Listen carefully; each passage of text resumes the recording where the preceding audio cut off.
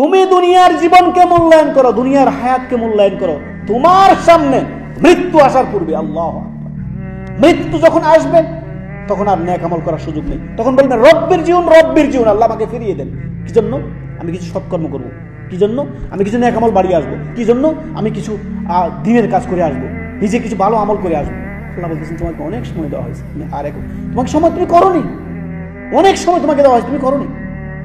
রাসূলুল্লাহ সাল্লাল্লাহু আলাইহি ওয়াসাল্লামের উপদেশ, তিনি বলছেন ও হায়াতাকা ক্বাবলা মাউতিক, তোমার মৃত্যু আসার, তোমার কাছে উপস্থিত হওয়ার পূর্বে তুমি দুনিয়ার জীবনকে মূল্যায়ন করো। হেলায় ফেলে দিও না, ধোঁকায় পড়ে থেকে না। যে তোমার পাশে, তোমার বাড়ির পাশে এই যে কবরের স্থানে নতুন নতুন কবর দেওয়া হচ্ছে, তোমার সামনে দিয়ে জানাজা চলে যাচ্ছে, তুমি কি ভাবতেছো তুমি যে সারা জীবন দুনিয়াতে থাকবা? না না না না, নির্ধারিত একটা সময়ের জন্য আল্লাহ তোমাকে দুনিয়াতে পাঠিয়েছেন। দিন দিন ডে বাই ডে তুমি কবরের দিকে আগাচ্ছ। ধোঁকায় পড়ে থেকো না। ধোঁকায় পড়ে থাকলে নিজেরও ক্ষতি করবা, দুনিয়া ক্ষতি করবা, আখিরাতও ক্ষতিগ্রস্ত হবা। সুবহানাল্লাহ। অতএব এই হাদিস আমাদের জীবনকে চূর্ণ বিচূর্ণ করে দেওয়ার কথা, আমাদেরকে পরিবর্তন করার কথা, অবশ্যই পরিবর্তন করার কথা। রাসূলুল্লাহ সাল্লাল্লাহু আলাইহি ওয়াসাল্লামের এই উপদেশ, 5টি উপদেশ একবারে সারসংক্ষেপে আমরা বলবো।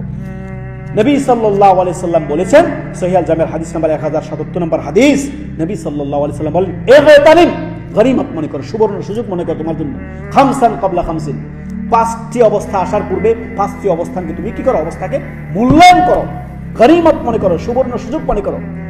1 নাম্বার, শাবাবাকা ক্বাবলা হারামি, তোমার এই যৌবনকে তুমি মূল্যায়ন করো বার্ধক্যে পৌঁছে যাওয়ার পূর্বে।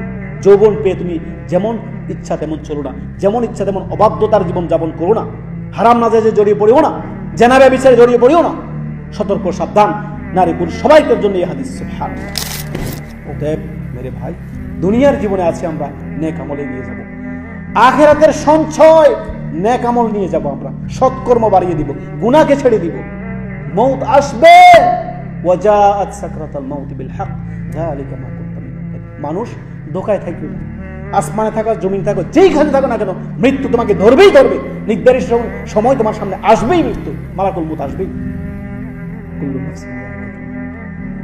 প্রত্যেক প্রাণের যার ভিতরে আল্লাহ প্রাণ দিয়েছেন তার মৃত্যু আসবেই আসবে।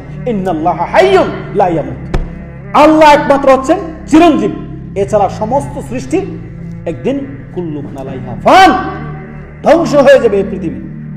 কুল্লু মান আলাইহা ফান ওয়া ইয়াবকা ওয়াজহু রাব্বিকা যুল জালালি ওয়াল ইকরাম, একমাত্র রব্বুল আলামিন ছাড়া সমস্ত সৃষ্টি ধ্বংস হবে। ওদের ধোঁকায় পড়ে থেকো না, দুনিয়ার জীবনে হেলায় থেকো না, ফিরে আসো রবের দিকে, ফিরে আসো রবের দিকে।